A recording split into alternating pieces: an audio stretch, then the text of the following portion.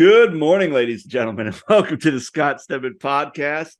We have another exciting show. Hopefully, you have enjoyed the team building one. Just when the team building episode dropped, Micah, I was getting a lot of like not necessarily comments, but a lot of likes, a lot of subscribe to the scottstedman.com website. Like apparently, the team building. I haven't checked the numbers on how many listens, but apparently, there's a lot of people who kind of really connected to the team building one. So I was surprised by that.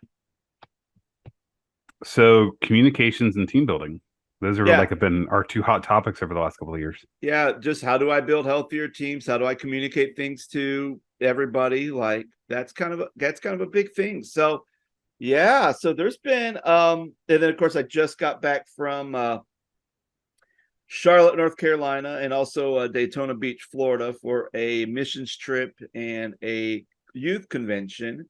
So I'm just came back from that. I'm still feeling the effects of that, and it just made me think about just kind of the idea of planning a big event, whether it's a large scale like this convention, or maybe you're a church and you want to plan like a big like marriage retreat, or if you want to plan like some type of big like teaching conference within your church. Is like, what are the do's and don'ts of doing that? Because going to the children's pastor conference at the beginning of the year, everything was polished, everything was great.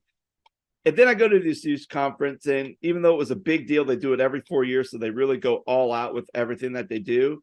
Oh my gosh, there was some rookie, and I mean rookie mistakes at this thing. So that's going to be kind of our big thing to discuss on this episode. But before we dive into that, stories gone wild. Micah, you got something for me? I've been gone for a week, so tell me something. Well, you're always the one with the funny stories, right? So I don't feel like mine are funny. They're more serious than funny. Yeah. And so a couple of weeks ago, it was maybe it was the same week that what was the episode that we did 2 weeks ago? It wasn't the 2 weeks ago was the interview with we interviewed Ashley and Carson. Yeah. So I think it was the day that episode dropped. So like we get off work, and then we go to the store on Fridays usually because there's a store in town in Oxford close to the university. It's easier to do that because there's another grocery store where we live. So Scott, do you like Nutella? I do. Okay, cool. So for those of you who don't know what Nutella is, it's basically like peanut butter, but it's with like hazelnut and chocolate. It's like a spread that you put on toast, and some people put it, on, bagels or whatever, right? It's just, and there's recipes for pastries and whatnot. And so sometimes like we get done with work, we go to the store, we're kind of hungry, we need a snack like on the way home, like whether it's, trail mix or whatever. And so like we wanted something different. So like I go through the cookie aisle at the grocery store, and I find these little Nutella bars, right? Mm-hmm. Like they're little snack bars that they're like 100-calorie things, right? So we get done with the store, we get into the car, and Alicia's like, "Do you want one of those Nutella bars?" I'm like, "Sure." "Do you want one?" And she's like, "Yeah, that'd be great. We'll eat them on the way home." So Alicia opens up one of them. And Scott, I'm not kidding you. They look like little loaves of bread, like the when you would open a children's Bible or a children's curriculum and think of the fishies and the bread and the fishies when Jesus blessed and multiplied in the New Testament. Yeah. And so you're already laughing, and you don't even know where I'm going with this. So I look at Alicia and I'm like, man, we should do communion with Nutella bars that look like bread and fishies from the New Testament. Swedish fish and Nutella bread. Not only does it taste good, it looks what we partake or portray as biblically accurate. Mm-hmm. And I looked at Alicia; she's already laughing at this point. And I'm like, I wonder how many more people would come to church if we had Nutella communion bread rather than the stuff that we do every week in churches. Like the little like styrofoam wafer inside the cup. Oh gosh. Did you ever hear the joke about it being the crouton of Christ? Yeah, I have. But like, honestly, I think more people would come to church if we did Nutella wafers instead of the wafers they give us in the little prepackaged styrofoam cups. Well, I'm going to have to do a grocery shopping run today, so I probably might be going to the grocery store finding that Nutella bread. They were great. They tasted good. I mean, I'm a big Nutella fan, but the Yeah. way that they would look like little loaves of bread. And Now, so, did you like, find these like in the cookie aisle, or was this yeah, in the candy aisle? I think Cookie I aisle? think I think it was in the cookie aisle. I always But see like the Nutella things with like the breadsticks that you dip into the thing. Like my kids love those when we go traveling. mhm. So yeah, cool. Okay, well, mine is definitely not as wholesome and funny as that. Do you think more people will come to church I because think of? so. Like, well, actually, it's funny because, well, you know how like people always make the comment like, "Oh yeah, the UMC is so crazy and so liberal and everything and blah blah blah." Well, I know some people were talking about communion and they're saying like, technically they teach that with communion, the body of Christ is always present, whether you have a bread and some wine or whether you have like an Oreo and milk. So, I mean, so at least if there's any early adopters of the Nutella bread, it would probably be the UMC. But yeah, good stuff. But so, where do I begin with my story? Because it is wild. So, Micah, there's been times, and for those you don't know, occasionally I follow like these weird, like youth ministry fails, and sometimes there's some good ones. I always share them over the Micah over on TikTok. Um, and I'm always thinking, like, thank goodness I've never done any of these things. Now, but then I'm always sitting around thinking, what kind of idiots do some of these things? Because there's a part of me that goes, common sense would say, yeah, that's a bad idea. So it's Tuesday. So this past Tuesday, we're driving down to Daytona and we have to provide lunch and dinner for ourselves. So for lunch, we stopped at Buc-ee's and had lunch at Buc-ee's and finally got to go inside of a Buc-ee's and look around that. That was fine. Is that the big fancy truck stops? Yeah, the big fancy truck stop that has like a store. It has a Isn't that store. It has Bucko's? food. What? Bucky's? Is it Bucko's or Bucky's? Buc-ee's. Okay. Buc-ee's has a big gigantic gold beaver outside, so you know that it's breaking Yeah, a we commandment. went to Gatlinburg last weekend and I saw some of those on the way. So Yeah. go ahead. Sorry. No, you're fine. So we finally get to Daytona. We get to our hotel. And then of course, a majority of my students, they want to go down to the beach because we are at a hotel that's right on the beach. You could just walk out the doors and be on the beach and swim. So they did that. So then it's time for dinner. My girls are done. They're rushing over to this like barbecue place to get some barbecue. Me and the guys, some of them don't want anything. I just got a sandwich at the hotel lobby at this deli and it cost me $11. I'm thinking, yikes, I'm not getting any food here. But I just was hungry, so I just got something real quick. So needless to say, we get over to the convention center, which is right across the street from the hotel. And we run into, because our missions trip, it was the West Ohio Conference and the East Ohio Conference. And there's like 5 churches that represent the East Ohio Conference. And we're all on this charter bus. So I got to know a couple of these guys. So we're sitting there and we're talking. And the guy goes, "Oh, where did you go to eat?" I'm like, "Oh, I just got a meal. I just got a sandwich out of the deli right there in the hotel." And I said, "Don't do that because that sandwich cost an arm and a leg." And he was saying that he took his youth group in there, walk around the strip, and I saw this restaurant that had like chicken wings, like it was a wing place. So they're like, "Okay, we'll go there." And they walk in, and the first thing they see is the hostess that's going to sit them at their table is dressed like a sexy schoolgirl. Now, there's no sign that said it was like Twin Peaks or Hooters or anything outside the store that kind of even alluded to that this is one of these restaurants where you're going to have women dressing provocatively. So if I walked in, I saw that, I'd be like, "Oh, sorry, we went to the wrong restaurant." And I would get my kids out of there real quickly. But not this guy.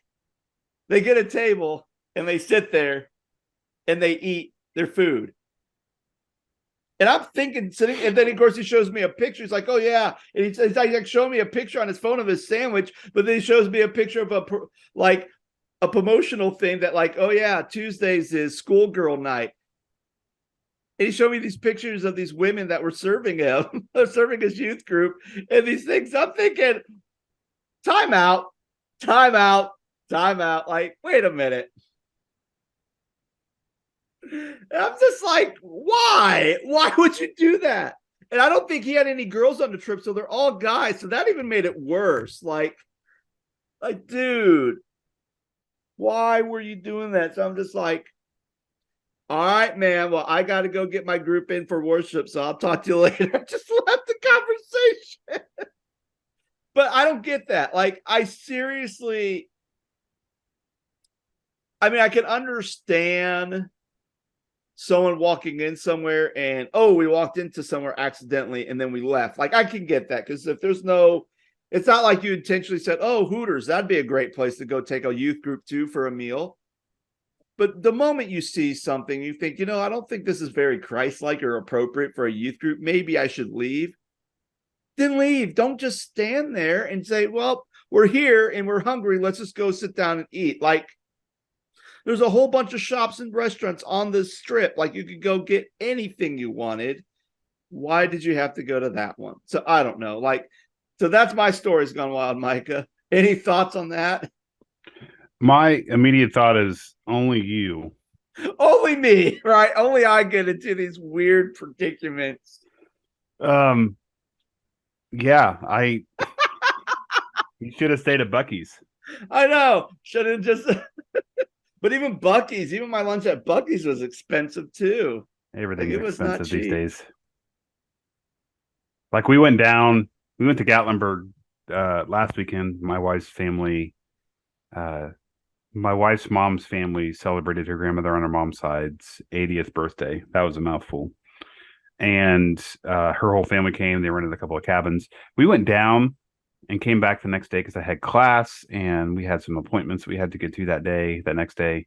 And I think we spent $200-$300 and it was just a day. I'm talking like gas, food, and coffee. We didn't have to pay for place to stay or anything because we were in a cabin with Alicia's family, but it was like $300 to drive to Tennessee and back for a day. So everything's expensive. Yeah.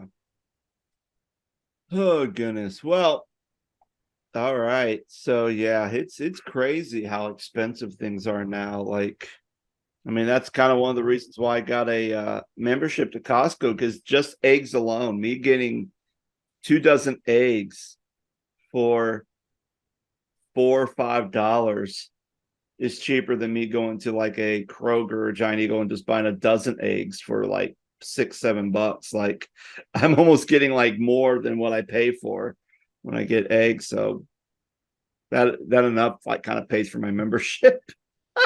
So but yeah, so conventions and some the do's and don'ts of having a convention, starting your convention. So I'll kind of pair this up to very quickly. I'll kind of talk a little bit about my convention I went to at the beginning of the year. I went to a children's pastor conference down in Orlando, Florida, at the Grand Floridian Resort there in at Disney. And I'd have to say, everything from start to finish of that conference was fantastic. No issues. Everything was communicated very clearly. The only issue about that is they had an app that didn't work very well. And especially when that app is also kind of your ticket to get you into the classrooms that you are scheduled for. And when they're not showing everything, sometimes it's like, okay, well, I need to know what classes I take. So a lot of times we had to go online, figure it out right in our books and figure out, because they couldn't figure out why the app was not working as it well. But at least there's a lot of people, tech people, who are at the event on hand to really try to help people figure out what their morning sessions were going to be. But besides that, everything was pretty seamless from the very beginning of the event to the very end of the event. Good. Going to this youth convention in Daytona, not so great. As far as their app, as far as communication, as far as I want to talk a little bit about just kind of some of the things they did right. First of all, they had an app that actually worked. There was really no issues with the app. Like they had a map so you can kind of know where your classes were. They had a list of all the different sessions that were being offered. So you could kind of pick and choose, and you could actually push a button on the thing and kind of schedule it. So then you can kind of save it and go, okay, here's the classes that I want to take, and I can go. One of the biggest issues with that is that all my students, they were excited about their sessions. They planned everything.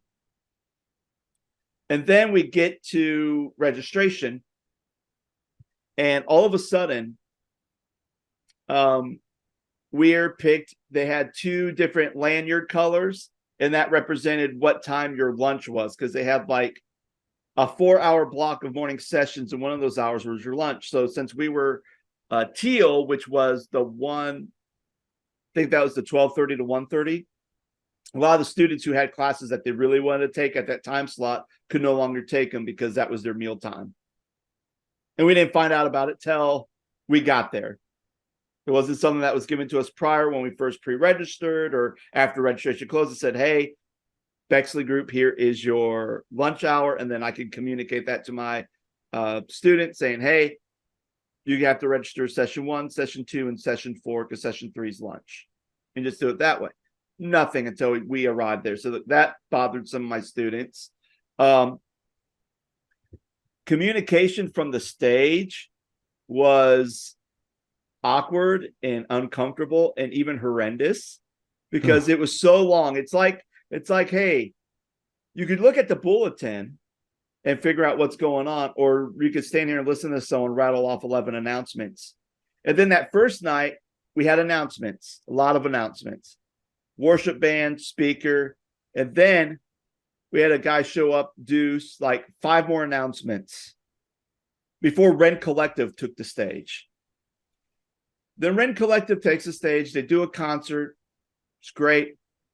And usually, typically, anytime when I have a band do a concert, once they're done, then it's like, okay, everybody, remember Rend Collective has merch, see you tomorrow, and that's it, very quickly. The dude gets out after the Rend Collective concert and does 5 more announcements. At this point, it's 11 o'clock p.m. It's like, I want to hear more announcements. Like, I'm sitting there and I'm making faces, and my wife is like elbowing me because she's like, Scott, you got to be a good example for the kids. I'm sitting here going, what the heck is this? Why do we have so many announcements? Was this a UMC thing specifically, or is this just a random conference? This was a UMC thing specifically. Okay. Well, it's good to know it's not just like a Church of God thing or a Presbyterian thing, or that's the problem. So this is specifically UMC, but this could be a Presbyterian thing. I've never been to a Presbyterian youth conference before, but even no, I meant Scott. Sorry, I meant like the long-windedness of announcements and that kind of thing. I don't know. I don't know if that's a UMC thing because our announcements in church are pretty short. Like every time it's like, look in your bulletin. We're just going to highlight like a couple things that are coming up very quickly. And usually like Pastor Colleen will do like 2 announcements. I may do 1 or 2, and then that's it. Like 4 announcements total, and we're done. So needless to say, okay, there's that. So now we get to morning sessions. Now, they have an app. You could schedule them, but schedule them does not necessarily mean reserve. And certain rooms could only hold certain number of students. So they had this like prayer with paint where you could go and do like a prayer technique with drawing pictures and stuff. Well, that was very popular with the students to the point where there was another class right next to it that those people just had their teaching out in the hallway because there's so many kids, and then not everyone got in, so they had to do a rotation. And part of me was wondering, like, and I had some of my students, like I went to the bathroom, I left my session, go to the bathroom real quick, and I had like a good handful of my students out in the hallway. I go, what's going on, guys? And they're going, we're trying to get in this session and it's overbooked. So we're just waiting for us to be able to get in there to do our thing. And I'm like, as a youth pastor, I'm assuming that all my kids are in session. And the fact that my kids aren't in session and I'm kind of getting irritated, like, hey, you guys need to be in session. But they're actually being honest and saying, well, we signed up for this session. We can't get in because it's overbooked. And we don't know. So they just told us to stay out here and wait. And I'm thinking, you know, you had an app that you could schedule stuff. I'm surprised you couldn't just instantly say, okay, you are registered for this event. So you kind of confirmed your time. I had a buddy who registered for Tech Team back when we first registered the event, never got an email saying he was on Tech Team. His mom sent me an email Tuesday saying, hey, your son made Tech Team. Here's the schedule. The day of the event. I'm thinking, what? So I'm like, well, I guess you made Tech Team. So he's like, okay, well, I guess I don't have to go to any of my sessions because Tech Teams basically takes up his whole entire session time. But that's something we didn't know either. And then on top of that, sometimes the app would start giving announcements. Like if you have your notifications on, it'll start giving you announcements. We're in service. Okay, this is morning service. There's a guy teaching. That this is the last full day. My phone's going off with announcement saying that there's a new session that you could be a part of. And it's like a obstacle course session for students and adults, but it only holds 75 people in this room. There were students who were getting up from morning Bible study, the morning session, getting up and leaving so they could go to that thing and be first in line to go to that thing. And I'm thinking, why are you changing the schedule during the middle of the event? And why are you sending out announcements right in the middle of service? That's like very poor taste, in my opinion. So, needless to say, that was, that was when it came to communication and scheduling and everything else and how they handle that, it was a hot mess. And then on top of that, they gave you free time from 2:45 to 7:30. So unless your kids really love swimming in the ocean, and there was really nothing around to do. So you really had to figure out, what am I going to do to entertain my students for 5 hours, 5 hours, give or take. Yeah. And they didn't really like offer anything like, oh, we have like some inflatables here. We have some stuff here. Like, no, nothing. So that was my experience at that. And I just felt like, man, I went from going to a really good, and I mean, both of them were really good as far as the content that I received. But as far as how things were laid out, how things were ran, the CPC conference was like the mecca of how to plan a great and run a great conference versus this UMC youth conference, which was just like had its moments that were good, but there's other times where it seemed like I had to get a fire hose and put out some fires because I'm like, what the heck is this? Why is this burning? And no one's really understanding that this is an issue. So, Micah, have you ever been to a conference where things have been off the rails or really good? Because I don't know, man. I don't, I think you could, we don't really talk much about, I know that you probably have before I started co-hosting with you, but the idea, like, you could throw church camps into that conversation as well. Oh, yeah. Like organization and communication and getting different age groups into their respective spaces and, literally planning out your day, from start to finish, week from start to finish, once you get that kind of itinerary set, you can just basically copy and paste it for the whole week. Most of the conferences that I've attended, I mean, I've been in some church camp situations where I'm like, what are we doing and why are we doing this? And people are like, I'm like, guys, we got to get it together. We have people relying on us. So the frustration for me, just hearing your story about your trip recently was that it doesn't sound like they really had a solid plan in place and they kind of just went for it. And uh, the announcement thing, man, that was cringy for me.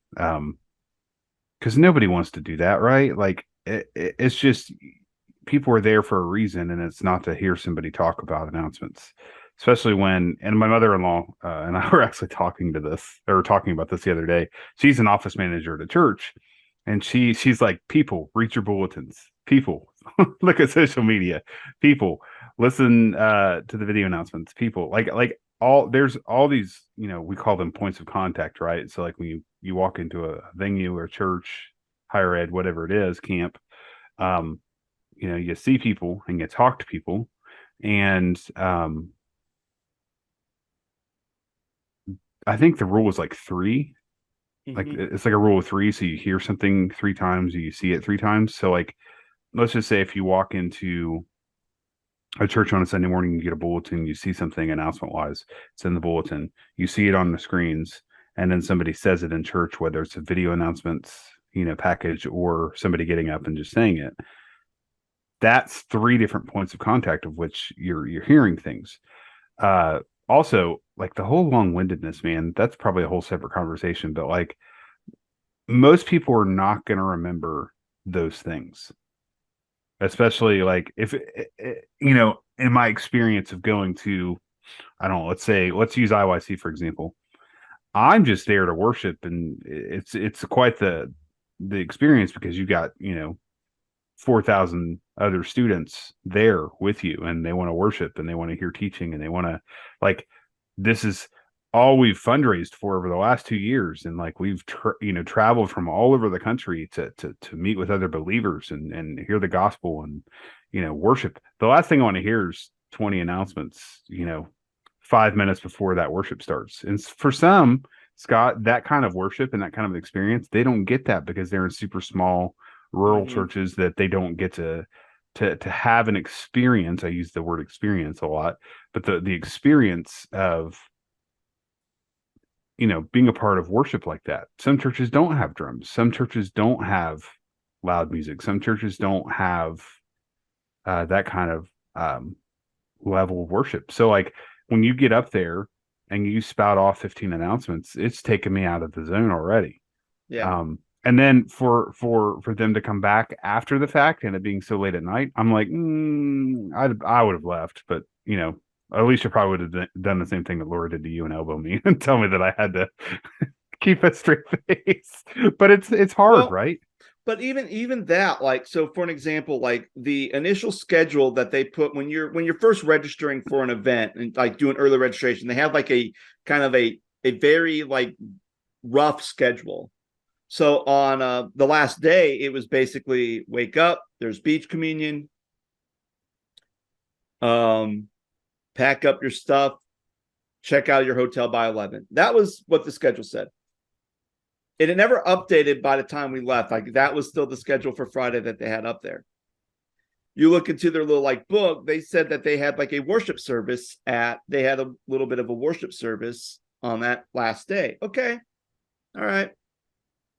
Well, then I don't know what happened, but all of a sudden they canceled that last service. So all the speakers that they had for Friday, they kind of shoved on Thursday. So I think the Thursday morning session, usually we'd have like 1 or 2 speakers. There was 5 speakers.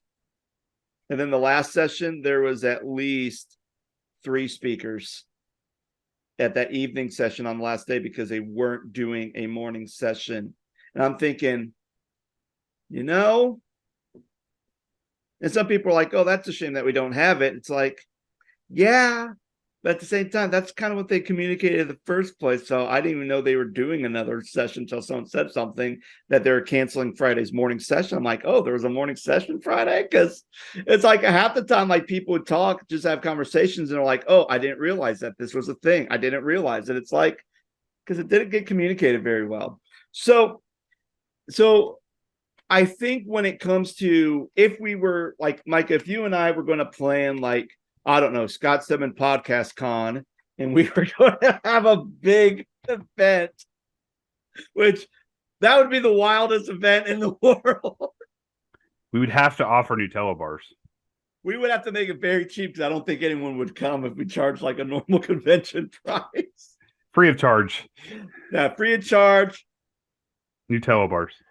But yeah, we do communion with Nutella bread. That's how you can come to our conference. So I think the main thing is always, I mean, and we say this every time. I think the main thing is make sure you're communicating clearly your schedule and how to register for classes and how to do all that and what that means, and really be very concise. And once you schedule something, don't like start making a bunch of changes throughout the event unless there was something like, hey, we're not going to have this speaker today because their father just passed away. And you kind of make that announcement, like something out of order. So instead, we're going to have this time of prayer. We're going to do that. Like when you do something, but when you start making changes and you're not communicating what those changes are or why we're making those changes, it causes a lot of frustration. I mean, would you agree with that, or am I crazy for that? No, I feel like I've said it numerous times in other conversations that we've had on your show, but the simplicity is probably the most important thing. When you get into the weeds with things, that's what makes communication breakdowns happen. That's what makes people, not know what's going on. And when you keep things simple, like, I don't know, let's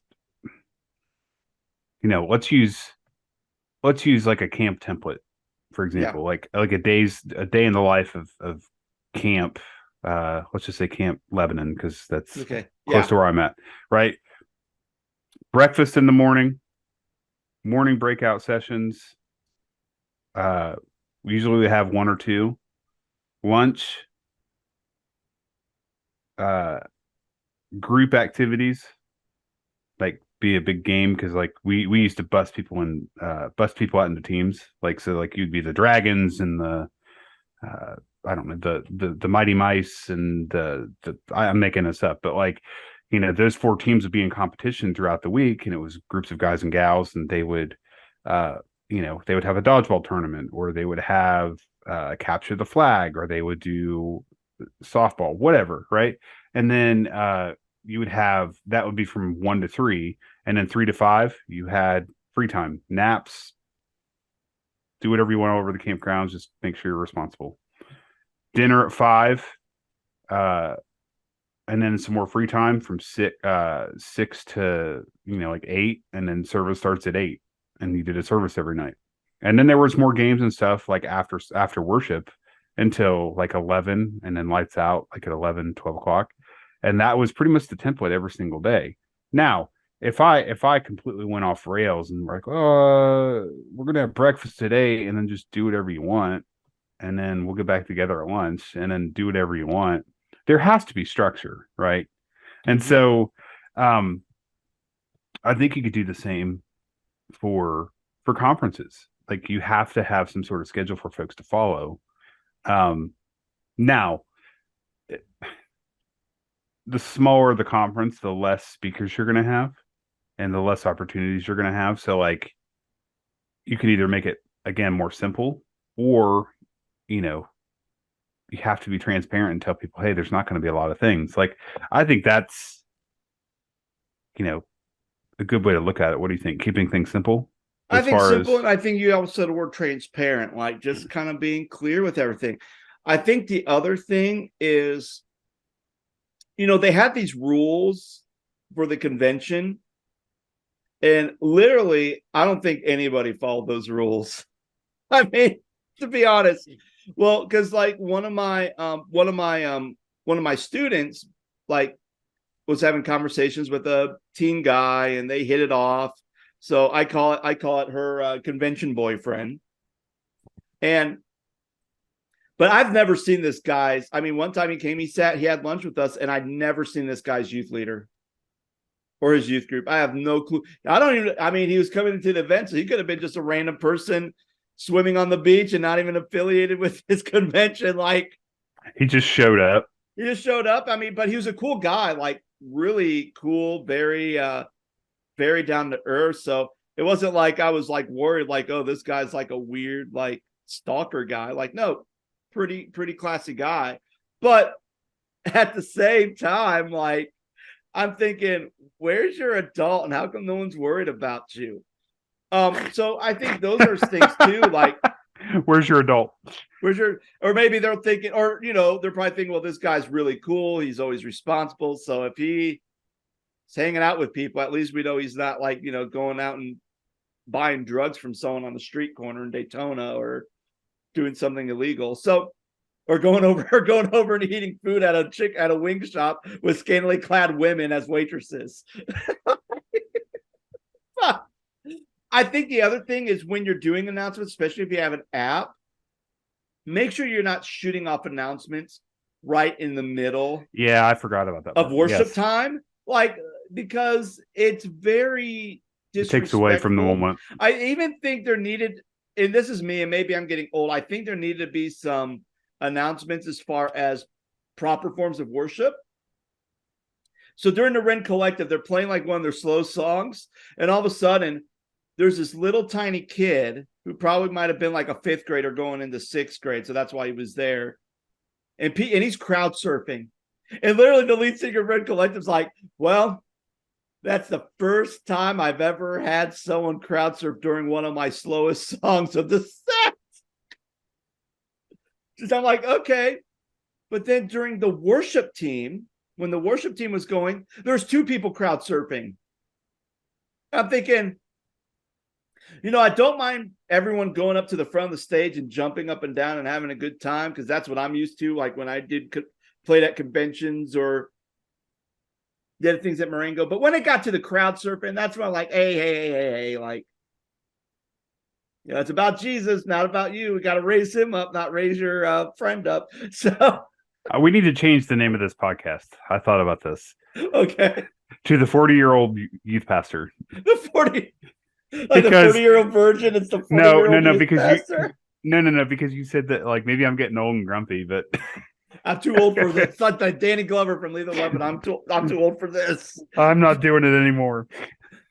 Oh gosh. But I mean, needless to say, like everybody, I think the most important thing is everybody had fun. But I think the thing that really bothered me is, you know, I feel like when we have IYC with the Church of God, it's every 2 years. And the last IYC that I went to, I felt like everything was pretty polished. Like, besides like a few hit or misses, like really everything was clearly communicated. You had a little booklet that told you where you needed to go, where the sessions that you're interested in.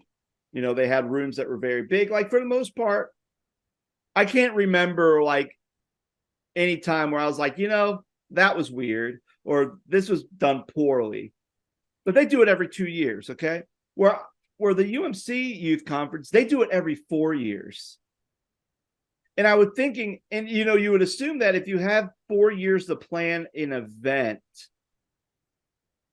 that you would be more polished because you would have more time to communicate things, work things out, gather your speakers, get them, all that.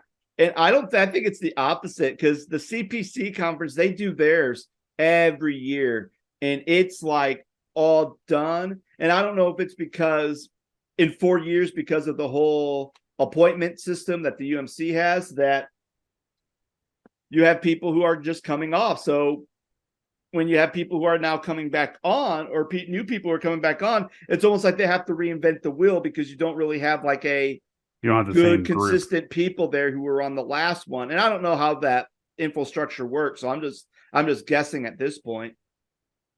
But probably doesn't have a good infrastructure to say, hey, you know what?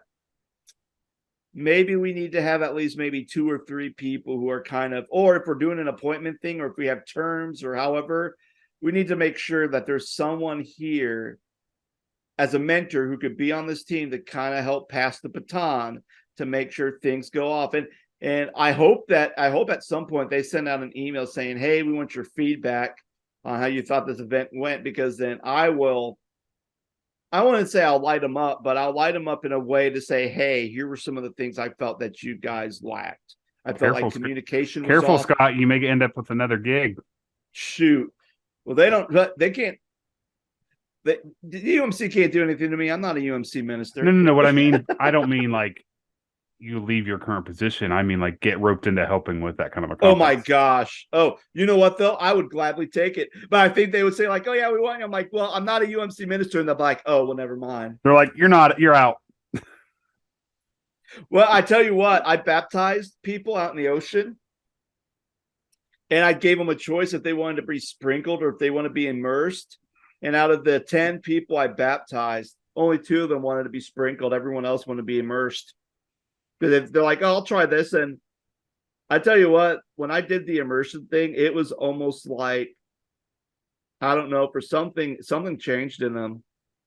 Something clicked. Like, I don't know if it was just because it was a new experience and it was like, okay, because they're so used to getting the water and, you know, and or because they're a child and they don't really remember their baptism. And that's what confirmation's for. It's kind of like to confirm that. But I don't know, but they really enjoyed it. So it was good times. I mean, I had a good time.